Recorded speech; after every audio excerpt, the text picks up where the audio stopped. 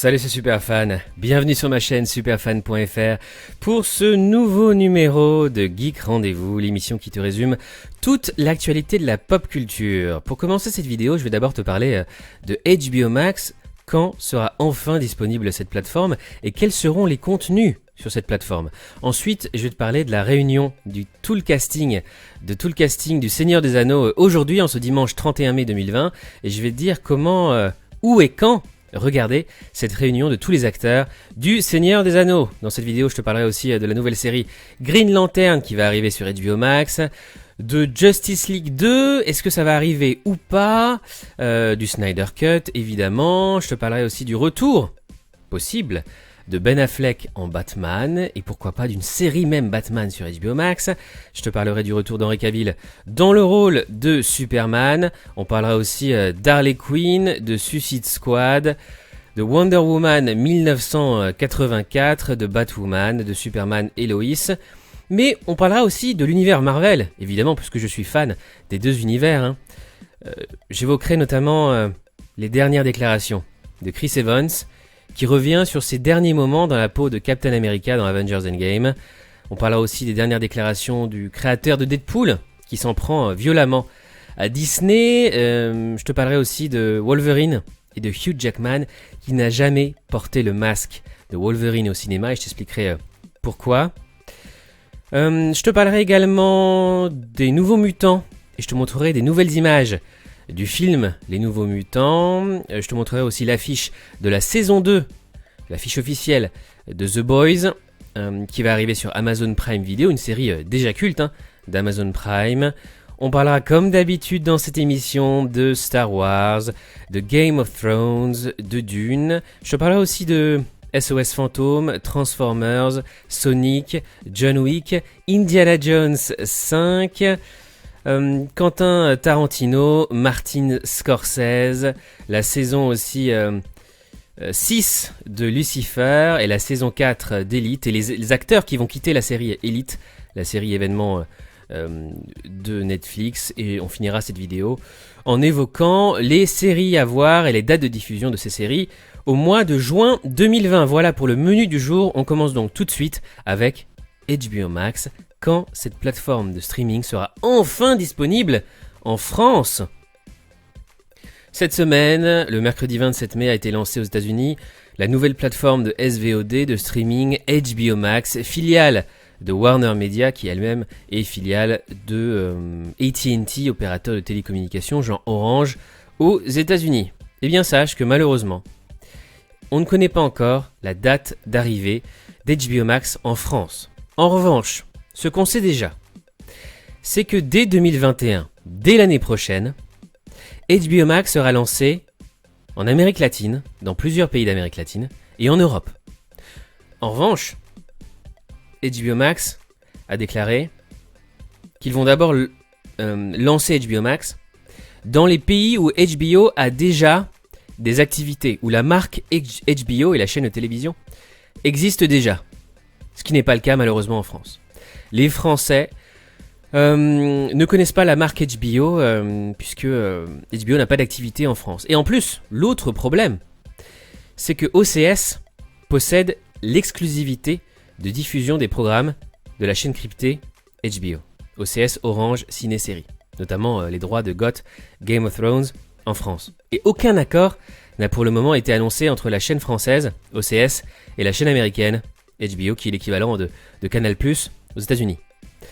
Affaire à suivre donc, et évidemment, je te tiendrai au courant dans cette émission. A priori, HBO Max va d'abord être lancé donc dans les pays européens, où HBO a déjà une présence, et ensuite dans les autres pays européens. Donc on pourrait avoir HBO à la fin de 2021, voire 2022. Rien n'est moins sûr, évidemment, je te tiendrai au courant. Sur HBO Max, il y aura Green Lantern, peut-être même une série Batman. Il y aura toutes les séries de la Rovers, toutes les séries DC, notamment Titan, Doom Patrol, etc. Il y aura aussi Big Bang Theory, qui sera sur HBO Max.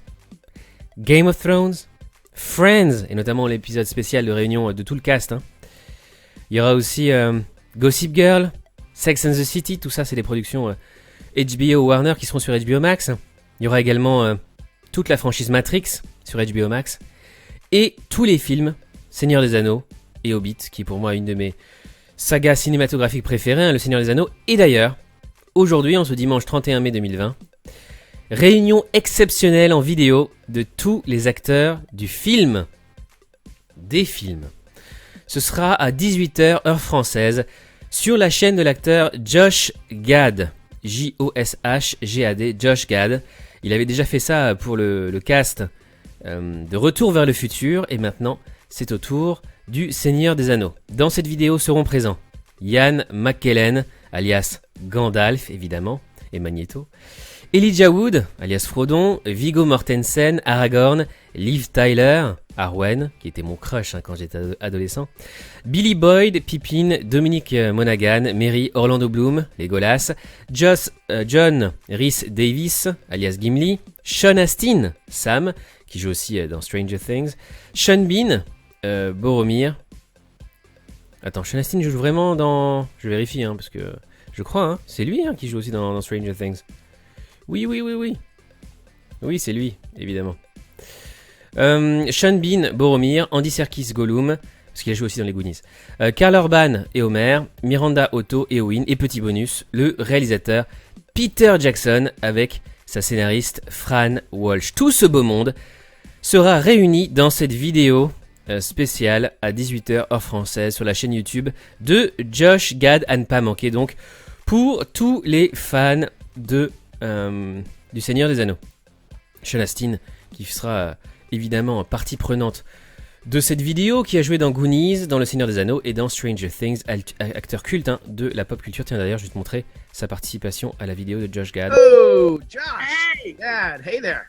Hey, Sean. Look, man, I told you the Goonies are done. Brolin sent you a cease and desist. Spielberg changed his name so you can't call him. We're done. Which is why I'm not calling about that. Oh, really? Donc d'abord, Great. What are you calling about? il y a Sam. Encino Man? We're gonna do Encino Man? How about Ensuite Frodo qui arrive dans la vidéo. I don't understand. Were you already on with the last? In the wings, you know, in case. Et ensuite les autres acteurs. Hey, Billy, were you also just randomly on? Et enfin, with the cast? évidemment, Yes, we are been la légende together now for, de la pop culture, Billy? So do all who Gandalf. live to see such Ian times, McKellen, but that's qui a joué not aussi dans for them X-Men. to decide. Magneto, All we have to decide is extraordinaire. one that is given Je suis fan de cet acteur. Donc la réunion ce sera ce dimanche à 18h sur la chaîne de Josh Gad sur YouTube. À ne pas manquer si tu es fan du Seigneur des Anneaux comme moi. Green Lantern. On en sait un peu plus sur cette série événement qui va arriver sur HBO Max. Green Lantern qui a bercé toute mon enfance et mon adolescence dans les comics d'ici. Kevin Reilly, le chef du contenu chez HBO Max, s'est exprimé sur la série à venir Green Lantern développée par la plateforme de streaming. Il a promis que les moyens déployés pour la réussir seraient dignes de ceux d'un film.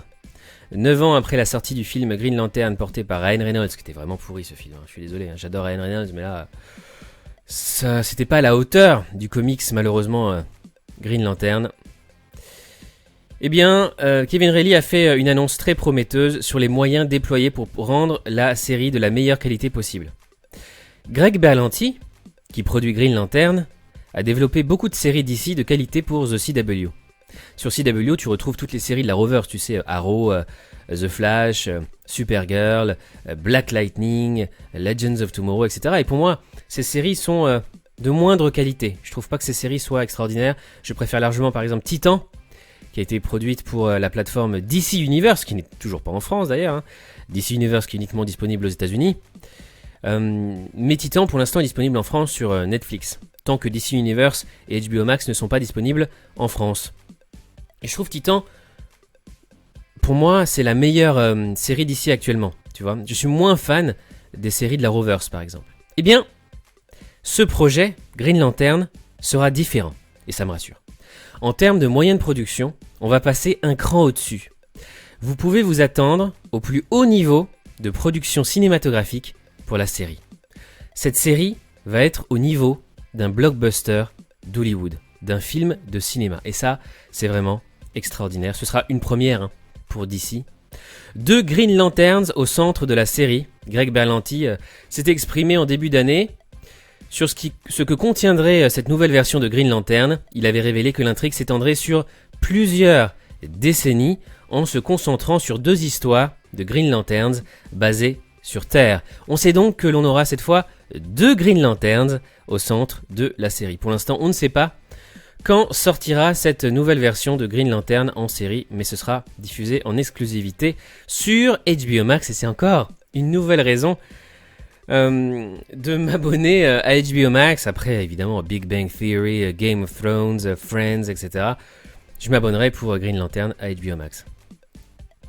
Justice League, Zack Snyder ne tournera pas de nouvelles scènes pour son Snyder Cut. C'est officiel, hein. D'après The Wrap, Warner Bros. Aurait refusé la tentative de négociation du réalisateur. D'après le Hollywood Reporter, Warner Bros. Serait prêt à accorder entre 20 et 30 millions de dollars au réalisateur pour lui permettre de compléter son film. Je vous l'avais révélé lors de ma dernière émission. Une jolie enveloppe qui englobe les effets spéciaux, la post-production, la musique, mais aussi le doublage additionnel, c'est-à-dire que les acteurs vont venir enregistrer leur voix pour certaines scènes. En revanche, il n'y aura pas de nouvelles scènes tournées par les acteurs principaux du film Justice League. Justice League 2, le projet est abandonné dans la foulée. Eh bien, on apprend que Justice League 2 ne verra pas le jour. Si le Director's Cut de Justice League sortira bien aux États-Unis l'an prochain en 2021 sur HBO Max, de nouveaux détails révèlent toutefois qu'aucun tournage de scènes supplémentaires ne sera accordé par la plateforme HBO Max à Zack Snyder. Ben Affleck, de retour dans le costume de Batman pour affronter Deathstroke. Alors attention, c'est une rumeur, et rien qu'une rumeur pour l'instant, mais je voulais t'en parler. Alors qu'on sait que le Snyder Cut de Justice League va enfin débarquer, une rumeur prend de l'ampleur sur internet concernant un éventuel retour de Ben Affleck dans le costume de Batman. Et pas pour n'importe quoi en plus.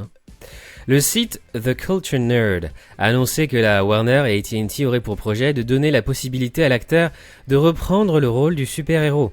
Mais en plus de ça, le site précise qu'il serait possible que le scénario original de The Batman, que devait réaliser normalement Ben Affleck, mettant en scène Batman contre Deathstroke, pourrait être repris. HBO Max, la plateforme de streaming qui diffusera la version de Justice League de Zack Snyder, pourrait créer la surprise en annonçant l'arrivée d'une série à partir du scénario de Ben Affleck qui s'inscrirait dans la continuité du film de Snyder, une sorte de suite à Justice League. Les fans imaginent déjà revoir l'acteur dans le costume du Chevalier Noir plutôt que Robert Pattinson. Bien évidemment, ce ne sont que des suppositions, mais la rumeur enfle sur la toile, surtout quand AT&T s'amuse à faire ce genre de teasing, laissant penser à une annonce énorme à suivre.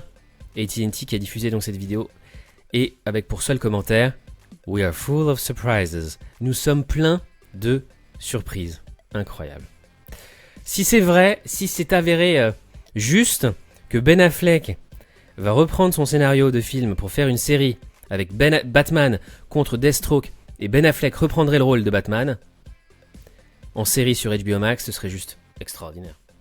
Je te raconte même pas le nombre d'abonnements qu'il va y avoir à HBO Max qui va tout déchirer comme Disney Plus est en train de le faire actuellement partout dans le monde et notamment en Europe. Une série Batman sur HBO Max, tout le monde en parle, avec Ben Affleck comme suite de la Justice League. En tout cas, pour l'instant c'est une rumeur, rien n'est confirmé, je te le rappelle, mais les fans aimeraient beaucoup voir ça en série sur HBO Max. Henry Cavill négocie son retour bientôt à un nouveau film sur Superman. Alors pour le nouveau film sur Superman, rien n'a été annoncé. En revanche, il est vrai qu'Henry Cavill est actuellement en négociation seulement, rien n'est signé, actuellement en négociation pour reprendre son rôle de Superman. Henry Cavill en discussion pour reprendre le rôle de Superman. Henry Cavill reste dans l'univers d'ici pour d'autres films annoncés sur le départ il y a quelques mois, c'est pour ça que c'est une surprise et c'est pour ça que je t'en parle. Henry Cavill rempile finalement dans le rôle de Superman pour de nouveaux films DC Comics. Il n'est en revanche pas question pour le moment d'un Man of Steel 2. Donc pour l'instant, Man of Steel 2, c'est hors de question. En revanche, il est possible qu'Henry Cavill revienne en tant que Superman. Dwayne Johnson a-t-il sauvé le Superman d'Henry Cavill? Il serait de retour chez DC. Faut savoir que Dwayne Johnson va incarner au cinéma Black Adam, qui est un anti-héros, un super vilain, qui est le pire ennemi de Shazam, qui est sorti récemment au cinéma, et aussi un ennemi de Superman. Et Dwayne Johnson est super pote avec Henry Cavill.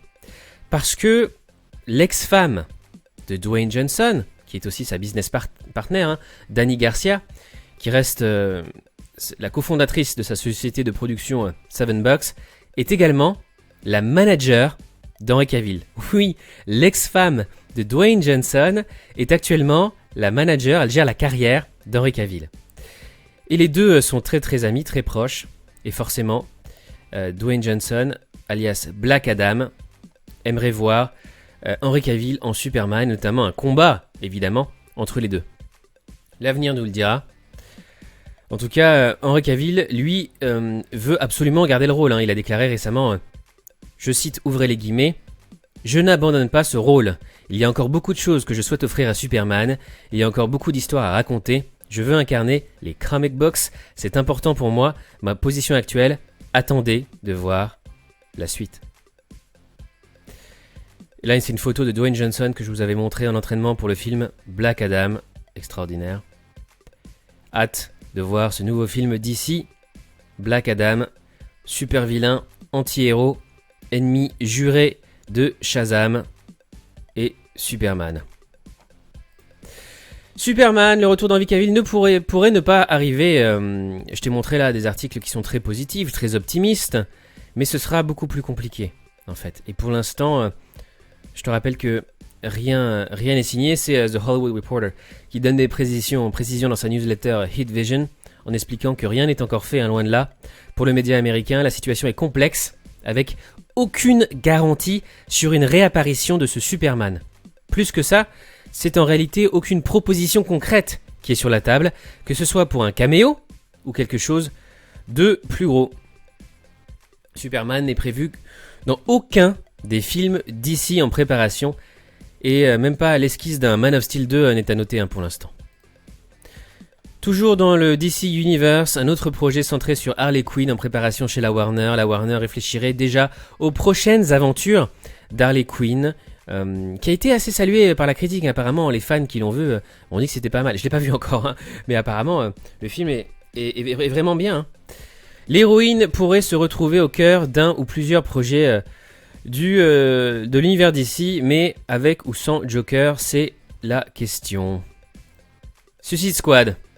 David Ayer veut un director's cut de son film comme Zack Snyder. C'est ça le problème. C'est que HBO Max, Warner, en acceptant de diffuser le Snyder Cut, elle cause un précédent. C'est un vrai précédent dans l'industrie cinématographique. Et aujourd'hui, tous les réalisateurs ils veulent qu'on diffuse leur propre cut, leur propre version, leur version longue. Donc là, c'est David Ayer qui demande la version longue et son director's cut pour Suicide Squad, qui était un film... je dirais pas un navet, je vais pas aller jusque là, hein, mais qui était un film moyen. Voilà, un film moyen. Il a été défoncé par la critique, je suis pas totalement d'accord. C'est un film plutôt plaisant, mais ce qui est vrai qu'il n'est pas malheureusement au niveau des comics d'ici pour l'instant. Voilà ce que dit David Ayer. Mon montage serait facile à réaliser, confie-t-il sur Twitter à propos d'un director's cut. Cela serait incroyablement cathartique pour moi, c'est épuisant de se faire botter le cul pour un film qui a bénéficié d'un traitement Edward aux mains d'argent. Le film que j'ai fait n'a jamais été vu. Alors, il faudrait déjà qu'il redescende un peu sur terre. Alors c'est vrai que personne n'a vu son film, Suicide Squad, qui a fait un flop, mais comparer Suicide Squad à Edward aux mains d'argent, franchement, de Tim Burton, qui est un film culte, hein, cultissime, qui est un film sublime, je pense pas. Hein. Donc j'ai pas vraiment hâte de voir le director cut, je te le dis, de Suicide Squad de David Ayer, honnêtement. Même si je trouve que la critique a été quand même injuste avec ce film. Wonder Woman 1984. Les premiers concept art du film sont là. Les voici. Ces concept arts pour le film. Je te les montre. Là, c'est l'armure avec les ailes de Wonder Woman, l'armure dorée, la fameuse. Voilà pour les concept art qui ont été diffusés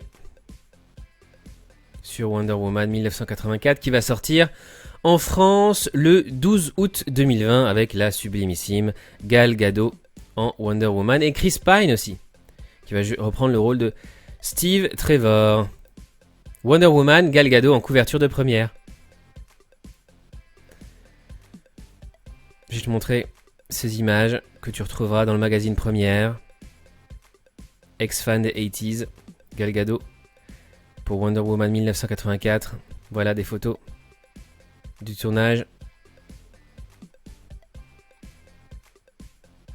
Et voici la couverture de première qui est véritablement magnifique. Gal Gadot, Wonder Woman 1984, féminisme, déconfinement et blockbuster. Elle va sauver le cinéma, on l'espère, au mois d'août 2020. Le film à ne pas manquer.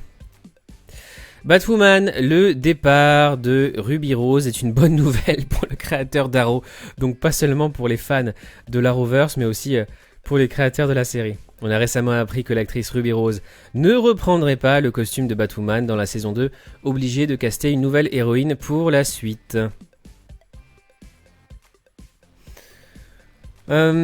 Voici les déclarations du cinéaste.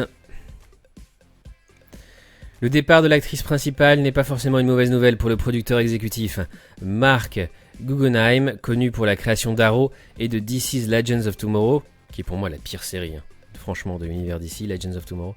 Le cinéaste a confié à Collider que l'arrivée d'une nouvelle actrice pourrait ouvrir le champ des possibilités pour la série. Je cite, ouvrez les guillemets. L'autre jour, je parlais avec un des scénaristes de Batwoman et on se disait à quel point c'était une belle opportunité créative. Je pense que la série va attirer les téléspectateurs juste parce qu'ils voudront voir comment les scénaristes ont choisi de gérer ça. Je crois dur comme fer que chaque fois que vous êtes confronté à un défi de production, parfois c'est au niveau du casting, alors que l'autre fois c'est juste une question de logistique, il y a une opportunité créative derrière. En fait, j'en parlais avec Ben Schwartz l'autre jour, on parlait de la façon dont on allait travailler en cas de pandémie avec toutes les différentes restrictions, et c'est exactement la même chose, c'est-à-dire que ces restrictions et ces défis sont une chance de faire quelque chose de nouveau et différent pour trouver une solution créative qui soit intelligente. Pour moi, c'est la partie la plus amusante du travail. En fait, Ruby Rose avait quitté la série à cause du rythme infernal, les gros horaires de cette série, et aussi parce que l'atmosphère était extrêmement tendue, l'ambiance était très très mauvaise sur le tournage entre l'actrice principale Ruby Rose et la production et la team de cette série Batwoman.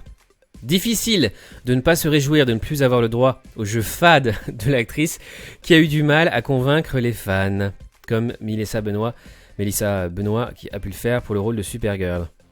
En plus d'une palette d'expressions assez limitée, Ruby Rose n'a pas été aidée par sa blessure au dos l'année dernière, qui l'aura obligée à réduire son nombre de scènes d'action. On a aussi des nouvelles sur Superman et Lois, la nouvelle série spin-off de Supergirl,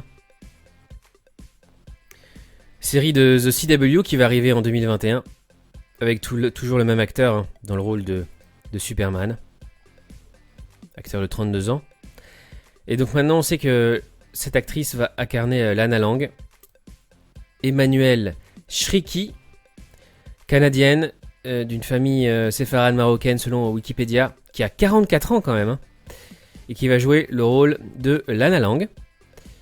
Ça fait plaisir. Et Christine Kruk, l'ancienne Lana Lang, dans Smallville, s'est félicitée aussi de ce choix. Elle a déclaré dans TV Line « Je ne connais pas grand-chose à la série, Superman et Lois, mais il semble que ça va être très amusant. Elle est un grand personnage et avec la liberté qui est offerte actuellement aux créateurs en ce qui concerne les personnages de bande dessinée, je pense qu'ils peuvent l'ajuster et l'adapter à une position plus moderne dans le monde. Et j'imagine que Lana est un personnage très différent dans un univers différent. Je suis ravi d'entendre parler de la façon dont la série la dépeint. Elle est un personnage intéressant, donc la faire jouer un rôle prédominant dans ce nouveau show est génial. Emmanuelle Shriki est merveilleuse et très gentille. Je suis sûr qu'elle ira bien. Emmanuelle Shriki, que tu as pu voir dans de nombreux films et de nombreuses séries, notamment dans Entourage et dans le film aussi Situation amoureuse, c'est compliqué de Manu Payet. Qu'en penses-tu de ce choix d'Emmanuel Shriki en Lana Lang? Avengers Endgame, Chris Evans revient sur ses derniers moments dans la peau de Captain America. C'est vraiment émouvant. Captain America a tiré sa révérence dans Avengers Endgame. Chris Evans revient avec nostalgie sur ses derniers moments dans la peau du personnage. Il déclare au Hollywood Reporter, je cite, ouvrez les guillemets, c'était vraiment une expérience spéciale. Tout ce qu'il s'est passé dans Endgame était spécial. C'est comme si je vivais dans un souvenir, vous savez, que l'aventure va se terminer, alors vous essayez de capter l'instant présent, de vous imprégner de ce magnifique voyage. L'interprète de Captain America revient également sur sa collaboration avec Robert Downey Jr. dans le rôle d'Iron Man. J'adore les scènes avec Downey, je cite. J'aime voir l'évolution de nos deux personnages, leurs échanges donnent généralement à Captain America l'envie de faire de grandes choses. Toutes ces scènes où tous les Avengers sont réunis, c'est juste un moment spécial, presque suspendu dans le temps. Au passage, Chris Evans a aussi tenu à répondre aux critiques reçues sur les films Marvel, non considérés comme du cinéma pour certains, notamment par Martin Scorsese. Je pense que certaines personnes se sont habituées à la franchise maintenant. Pourtant, les films de super-héros du MCU se distinguent vraiment des autres. Le talent des acteurs en témoigne aussi. Toujours dans l'univers Marvel, le co-créateur de Deadpool s'en prend violemment à Disney. Voici le message de Bob Liefeld. Sur Instagram, dans une story, on y découvre Deadpool tenir un Mickey Mouse par la queue, abattu au préalable d'une balle dans la tête, hyper violent. L'anti-héros se tient debout sur une scène en ruine, avec le célèbre panneau d'Hollywood en arrière-plan, un message relativement clair qui fait suite à une animosité non dissimulée ces derniers jours entre Rob Liefeld et Disney. Rob Liefeld qui a créé Deadpool en 1991, avec Fabian Nicieza. Voilà la story en question, avec cette photo. Donc tu vois Mickey Mouse avec une balle dans la tête et Deadpool qui le tient par la queue. Plus tôt dans le mois, Liefeld pointait Marvel du doigt et donc indirectement Disney, les accusant d'être la raison pour laquelle Deadpool 3 n'était pas encore dans les starting blocks. 2 années se sont déjà écoulées depuis la sortie de Deadpool 3 et pour l'américain, Deadpool 3 devrait être au programme déjà. Or, rien n'a encore été annoncé pour l'instant par Disney et Marvel. Wolverine, James Mangold explique pourquoi Hugh Jackman ne porte jamais le masque. Alors dans les films, les jeunes ont découvert Wolverine sous cet aspect-là. Les gens ont découvert Wolverine sous cet aspect-là. Moi je connaissais Wolverine déjà depuis très très longtemps. Qui s'appelait à l'époque Serval dans les comics en traduction française de Strange que je lisais dans les années 80 et 90. Et dans les comics, Wolverine a toujours eu ce costume-là. Ce costume culte, soit jaune et bleu, qui est pour moi magnifique, extraordinaire, et qui a tellement marqué l'histoire de la pop culture. Ou alors ce costume-là aussi, marron et jaune, ou marron et orange. Il a eu plusieurs costumes évidemment, Wolverine, au cours de sa carrière dans les comics. Il en a eu plein. Il y a eu Weapon X, évidemment, que j'ai enjoué d'ailleurs derrière moi. Le costume original et le costume classique, blanc et bleu, que j'ai aussi enjoué toujours derrière moi dans ma bibliothèque. Voici tous les costumes, enfin pas tous, mais quelques-uns des costumes portés par Wolverine dans les comics. Magnifiques, ils sont vraiment sublimes. Et j'étais extrêmement déçu quand j'ai découvert les premiers films X-Men dans les années 2000, de voir qu'il n'avait pas du tout respecté les comics en mettant ses costumes noirs là. Et donc voici l'explication de James Mangold, 3 ans après la sortie de Logan, dans lequel Hugh Jackman incarnait pour la dernière fois malheureusement le mutant qu'il a rendu célèbre. Le réalisateur du film est revenu sur les raisons pour lesquelles l'acteur n'a jamais porté le masque que Wolverine a dans les comics. Après 17 ans dans la peau du mutant, aux griffes et au pouvoir de régénération, Hugh Jackman est apparu pour la dernière fois en Wolverine dans Logan, sorti en 2017. Voici ce que déclare James Mangold. Un décalage entre l'interprétation de Wolverine proposée par Hugh Jackman et le masque des comics. Le cinéaste a expliqué que la raison pour laquelle Hugh Jackman n'a jamais porté le casque iconique bleu et jaune typique du personnage dans les comics, à voir avec la version de Wolverine proposée par l'acteur australien. Au vu de son interprétation du personnage, le fait de porter quelque chose qui donne une image d'autopromotion n'aurait pas collé avec celle que Wolverine renvoie dans les films. Mangold a ainsi révélé que les équipes créatives n'avaient jamais envisagé de faire porter le masque à Jackman, même pour sa dernière apparition en Wolverine dans Logan. Mais le réalisateur s'est montré optimiste sur le fait que la prochaine incarnation du personnage le portera. J'espère, je croise les doigts. En plus du casque, Hugh Jackman n'a jamais porté le costume complet, bleu et jaune, caractéristique du personnage dans les comics. L'acteur s'était d'ailleurs déjà exprimé sur la question, regrettant de n'avoir jamais pu mettre le costume, je le regrette également. Il avait aussi expliqué qu'ils avaient essayé de le faire, notamment dans le combat de l'Immortel, mais pour les mêmes raisons évoquées par Mangold. Pour le casque, il n'avait pas trouvé le moyen d'introduire le costume dans l'histoire sans qu'il ne dénature la version de Wolverine proposée par l'Australien. Je te rappelle qu'évidemment, Marvel est à la recherche d'un nouveau Wolverine, d'un nouvel acteur. Pour l'incarner, il y a plusieurs rumeurs sur le sujet. J'ai déjà fait des vidéos là-dessus. En tout cas, j'espère que le prochain Wolverine à l'écran portera les costumes mythiques de Wolverine dans les comics.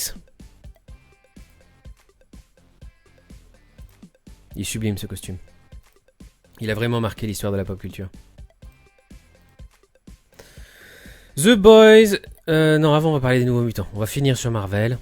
On va terminer sur Marvel. Les comics Marvel. Les Nouveaux Mutants. 9 nouvelles images. Des vieux mutants. Les Nouveaux Mutants deviennent dangereux. Voilà les nouvelles images que je peux te montrer. Avec notamment Maisie Williams, qui a joué dans GOT, Game of Thrones. Et également Charlie Heaton, qui a joué dans Stranger Things.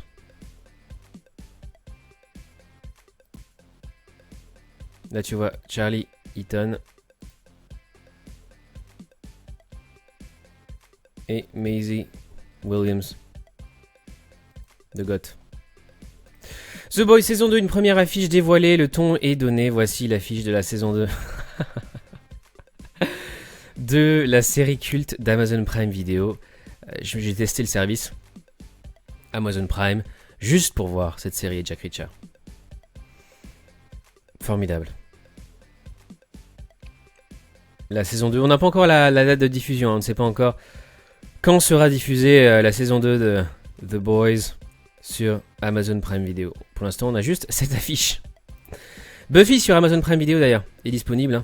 Donc si tu veux t'abonner à Amazon Prime, je t'invite aussi à regarder cette série culte et féministe qui est étudiée dans ce qu'on appelle les Gender Studies, dans les études sur le féminisme et le genre, et qui est aussi étudiée par tous les chercheurs en pop culture et sur l'histoire des séries. C'est vraiment une série qui a marqué à jamais l'histoire de la pop culture, une de mes séries préférées au monde, dans l'histoire de la télévision, dans mon top 10. Et donc l'intégrale de Buffy contre les vampires, Buffy the Vampire Slayer, disponible sur Amazon Prime Video. Star Wars, 10 000 personnes réclament l'impossible pour la revanche des Sith. L'annonce de la sortie du Snyder Cut pour Justice League donne des idées aux internautes, évidemment. Je te dis, ça va causer un précédent. Ça va vraiment avoir un impact sur la pop culture. Aujourd'hui, ils sont nombreux à demander le montage du 4e Star Wars, épisode 3, la revanche des Sith. Les fans ont lancé une pétition afin de pouvoir découvrir la version longue de la revanche des Sith. Vous ne le saviez peut-être pas, mais avant de faire 2h20, le premier montage de George Lucas durait 4 heures. Donc les fans demandent la diffusion. Sur change.org, la pétition a déjà réuni plus de 11 300 signatures. Des fans de Star Wars réclament une version de 4 heures de la revanche des Sith qui n'existe pas. La revanche des Sith qui est en fait un des films Star Wars les plus appréciés par les fans de Star Wars. Moi j'ai beaucoup aimé les 2 premières trilogies de Star Wars. Moins la dernière trilogie de Disney. Le succès du Snyder Cut donne des idées pas très bonnes au fandom de Star Wars qui réclame à George Lucas une version de l'épisode 3 qui n'a jamais existé nous le rappelle, première. Et ça, c'est important à le signaler. En 2021, on pourra découvrir sur HBO Max la version Director's Cut de Justice League, le fameux Snyder Cut que Warner a validé suite à la pression populaire, la pression des fans. Les conséquences se font déjà sentir. David d'ailleurs réclame de faire un nouveau montage de Suicide Squad, et voilà que le fandom de Star Wars s'y met. La pétition sur change.org, signée déjà par plus de 16 900 personnes, réclame à Lucasfilm de sortir un montage de 4 heures de l'épisode 3 de Star Wars, la revanche des Sith. Mise en ligne par un certain Fraser Batesel, la pétition possède un ton fort menaçant. Mais le problème, c'est que cette version n'existerait pas. Il faut préciser que le montage original de 4 heures de la revanche des Sith ne semble avoir jamais existé autrement que dans l'imagination de Fraser Batesel. Voilà, c'est ce que raconte Première en tout cas. Star Wars Underworld, la série avortée de George Lucas, était pharaonique d'après un scénariste. Star Wars Underworld appartient au limbe des projets avortés par Lucasfilm et Disney, mais le scénariste Ronald D. Moore revient sur l'expérience folle de sa création. Je t'invite à lire cet article si tu veux en savoir plus. Apparemment, c'était un projet très très ambitieux de série. Dune, il a fallu 1 an pour créer les vers de sable. George Lucas, qui s'est d'ailleurs beaucoup inspiré de Flash Gordon et de Dune pour créer son propre univers, parce qu'il n'a pas pu à l'époque racheter les droits de Flash Gordon qui avait été racheté par un réalisateur français. En décembre prochain, Dune de Denis Villeneuve débarquera sur nos écrans. J'espère qu'il fera un meilleur boulot que sur le dernier Blade Runner, que j'ai pas trop apprécié. Un projet de grande envergure dont les coulisses ont été dévoilées par le réalisateur lors d'une interview pour Empire. Une année a été nécessaire pour concevoir les mythiques vers de sable de Dune. Déjà des images magnifiques de ce prochain film qui pourrait marquer aussi l'histoire de la pop culture comme l'a fait Star Wars auparavant, en espérant que ce film sera encore meilleur que le film Dune de 1984 de David Lynch avec notamment Sting.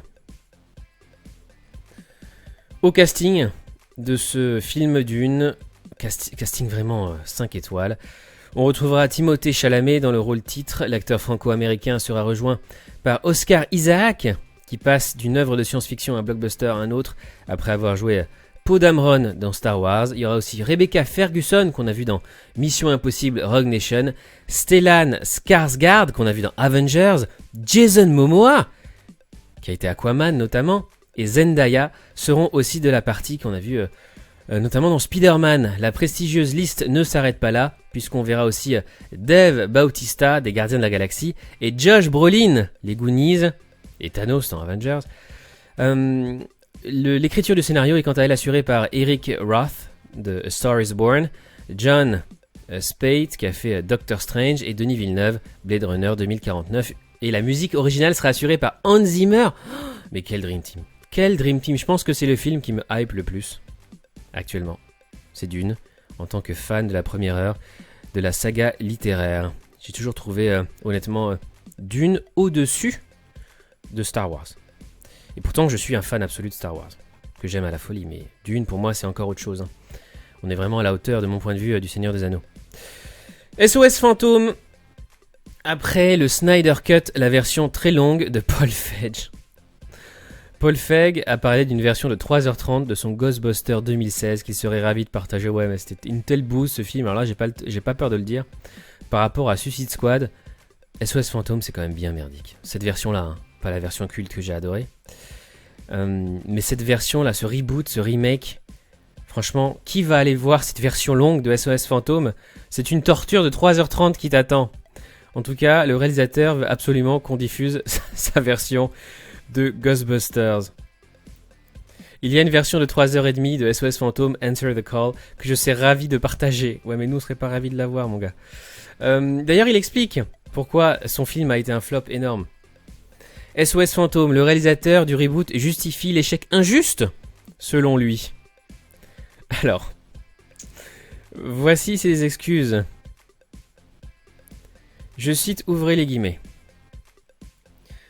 Je pense qu'un de ces auteurs brillants devrait écrire un livre à propos de 2016 et de comment nous étions entrelacés au mouvement pro et anti-Hillary. C'était juste cette année et tout le monde était en ébullition. Je ne sais pas si avoir un président afro-américain depuis 8 ans les a échaudés, mais ils étaient juste prêts à exploser.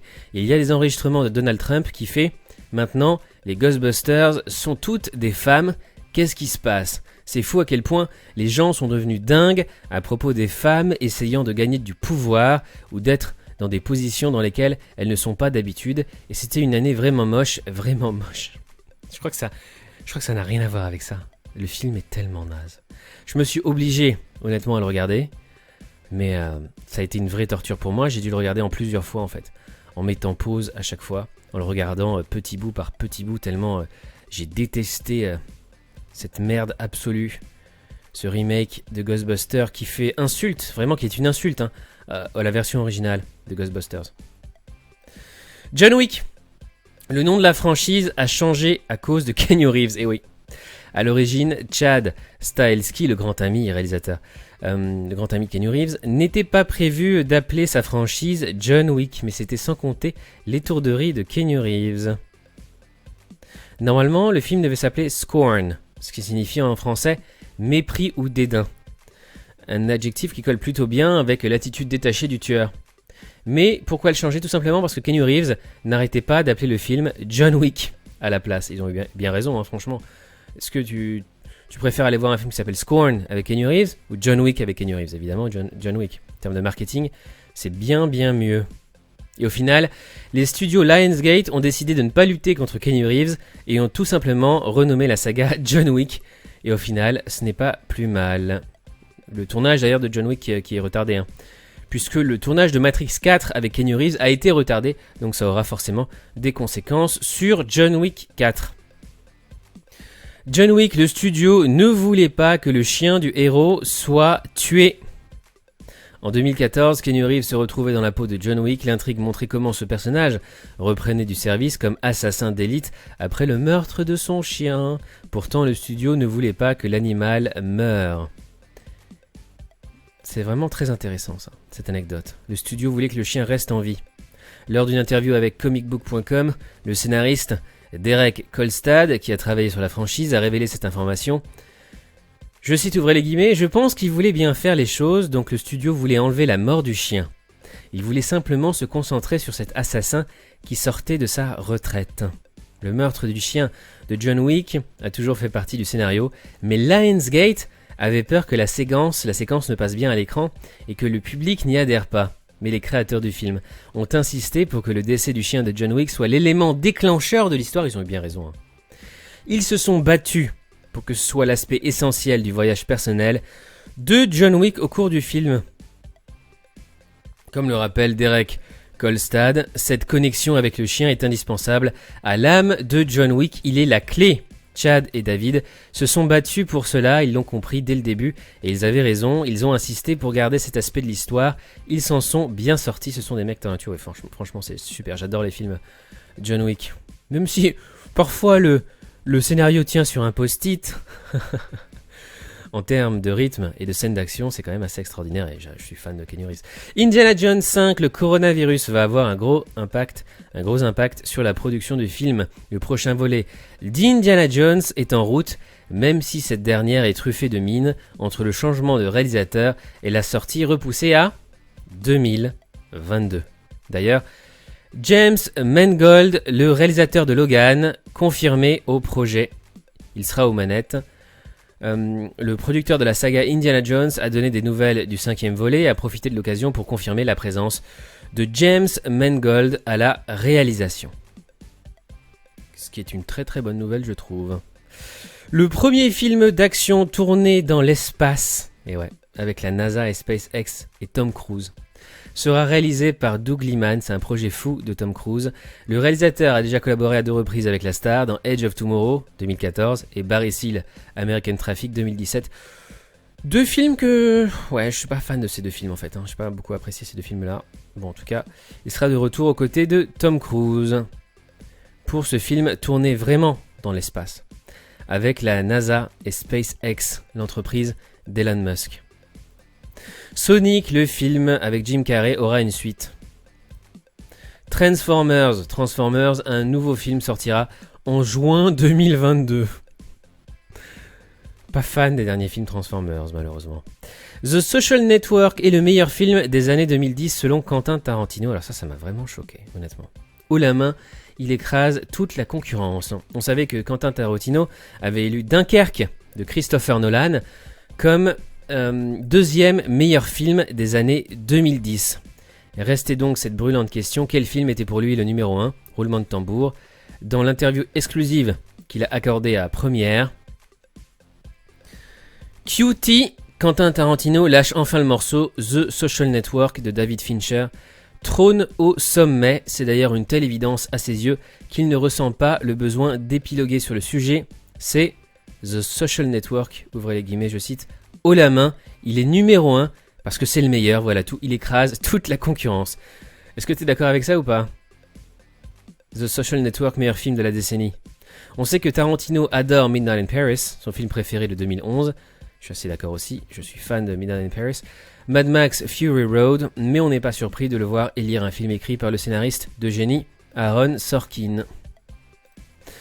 Tenet, d'ailleurs en parlant de Christopher Nolan. Tenet, Warner Bros. Modifie le logo du film pour éviter toute confusion avec celui d'une marque. Le gérant de Tenet Components a été surpris de voir que le logo de Christopher Nolan était identique au sien. Regarde ça. En premier, là tu vois le logo de Tenet de Christopher Nolan. C'est le logo qui a été créé par Christopher Nolan lui-même. Et le logo de l'entreprise, c'est presque la même chose. Ils sont vraiment à l'identique. Donc finalement, ils ont décidé de changer le logo. C'est Warner Bros. Et Christopher Nolan qui ont pris cette décision. Donc le logo change puisque maintenant le logo du film a une écriture classique sans lettres à l'envers. Harry Potter, la saga aura-t-elle un jour droit à des séries spin-off ? C'est une rumeur pour l'instant, attention. Alors qu'HBO Max vient de débarquer aux États-Unis, la plateforme pourrait-elle accueillir des spin-offs d'Harry Potter à l'avenir ? Comme le fait Disney Plus avec The Mandalorian pour l'univers Star Wars, il se pourrait que Warner Bros. Travaille sur des séries spin-off d'Harry Potter qui seront diffusées sur HBO Max. C'est une possibilité. Pour l'instant, rien n'est confirmé. Harry Potter RPG, un indice de plus que le jeu arrive bientôt, après plusieurs mois de rumeurs, dont je t'ai déjà beaucoup parlé dans cette émission. Le RPG d'Harry Potter pourrait bientôt être une réalité. Une photo apparue sur le site d'Avalanche Software laisse penser que le jeu pourrait être annoncé très prochainement. Out, Pixar présente son premier personnage principal homosexuel sur Disney+. L'homosexualité est de plus en plus présente dans les productions Disney. Après des personnages secondaires, c'est maintenant un personnage principal gay qui a le droit à son court-métrage sur Disney+. D'ailleurs, Love Victor, une bande-annonce pour la série dérivée de Love Simon, sortie en 2018, la comédie Love Simon que j'avais adorée, et que j'ai en DVD d'ailleurs derrière moi, poursuit son concept avec une série dérivée intitulée Love Victor, qui continue d'aborder la question de l'homosexualité dans le monde des adolescents. Cette série sera disponible sur Hulu. À la base, elle devait être diffusée sur Disney+, mais elle a été jugée pas assez familiale pour Disney+, donc le groupe Disney a décidé de la mettre sur sa plateforme plus adulte, Hulu, disponible actuellement uniquement aux États-Unis, mais qui pourrait aussi bientôt arriver comme HBO Max en Europe et en France. Martin Scorsese et Leonardo DiCaprio, oubliez Netflix, leur prochain film sera produit par Apple TV+, Killers of the Flower Moon, le prochain long métrage de Martin Scorsese avec Leonardo DiCaprio et Robert De Niro dans les rôles principaux sera produit par Apple TV+. Ça a été une véritable guerre des enchères. Le deuxième gros deal obtenu par la marque à la pomme après USS Greyhound. D'après Deadline, plusieurs gros studios et plateformes de streaming se seraient disputés l'acquisition du prochain Scorsese, Netflix en tête, la plateforme ayant produit son dernier film en date, The Irishman, mais Universal et la MGM étaient eux aussi sur le coup. Il s'agira par ailleurs du deuxième gros deal d'Apple qui a obtenu les droits du drame historique USS Greyhound, la bataille de l'Atlantique portée par Tom Hanks il y a quelques jours. Le film sera diffusé prochainement sur la plateforme Apple TV+. Il y a de plus en plus de guerres, de batailles entre les services de streaming pour diffuser les meilleures séries et les meilleurs films. Game of Thrones, comme je vous l'avais promis en tout début de vidéo, on va parler de GOT, avec cette blague des scénaristes qui n'a pas du tout fait rire Alfie Allen, l'interprète de Theon Greyjoy. Durant la saison 8 de GOT, les scénaristes ont fait une drôle de blague à l'interprète de Theon Greyjoy. C'est l'actrice Maisie Williams, alias Arya Stark dans GOT, qui a balancé l'info.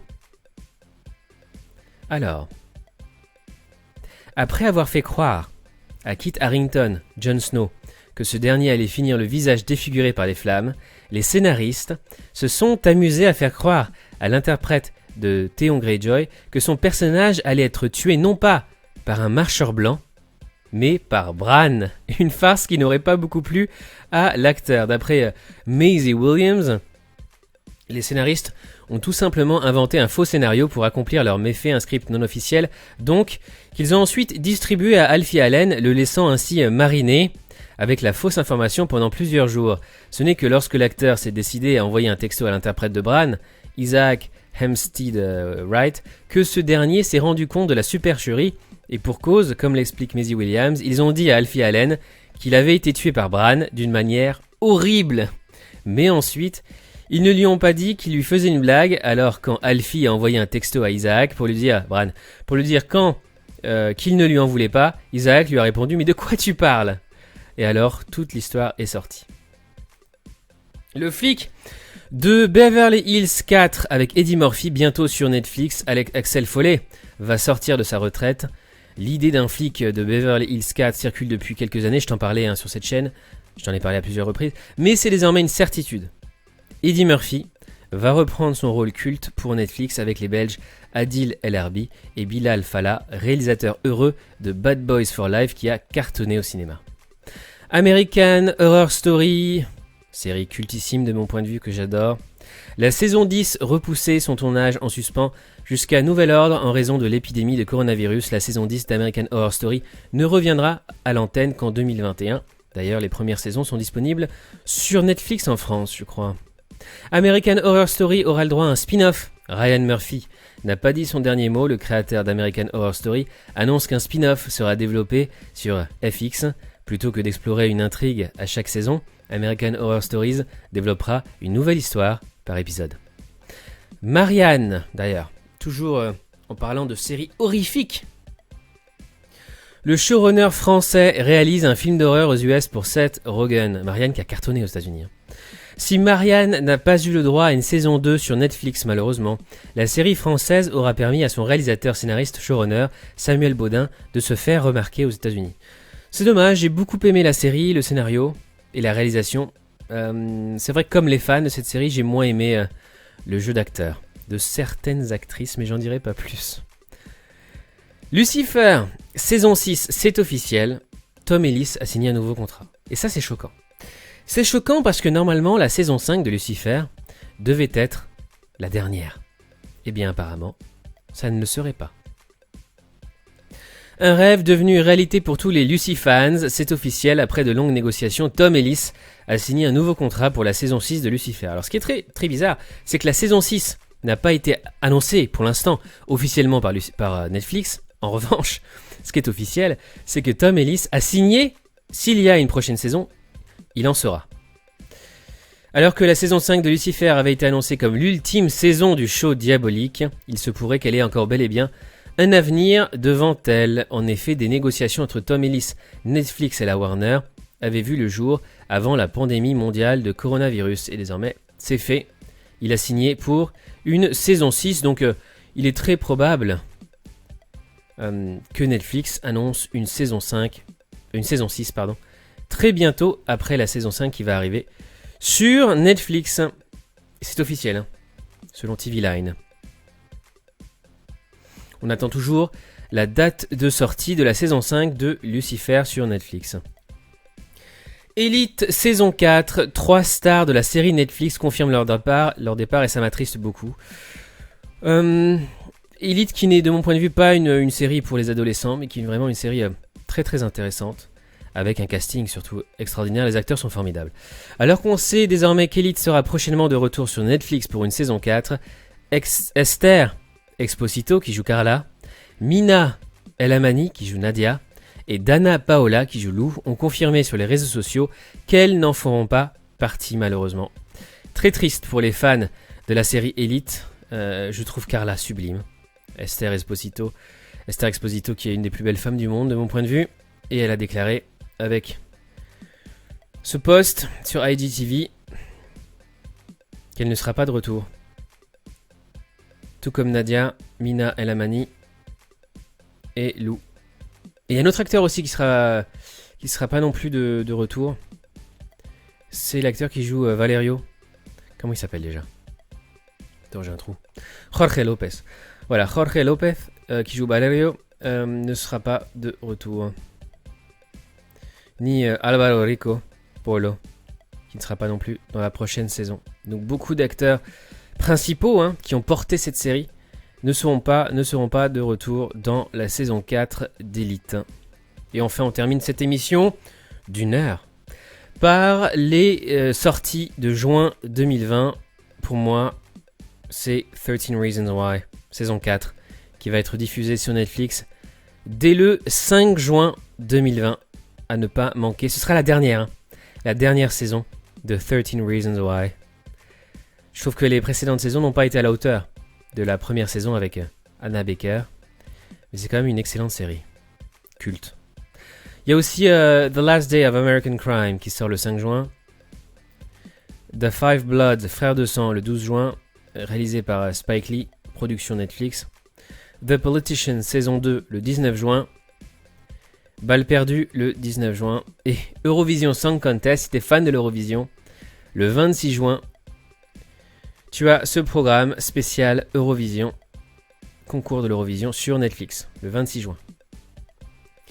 C'est tout pour cette semaine. Merci d'avoir regardé cette très très longue émission Geek Rendez-vous, mais il y avait tellement de choses à évoquer cette semaine. Je te souhaite un excellent week-end et on se retrouve très bientôt sur ma chaîne superfan.fr. Salut, ciao.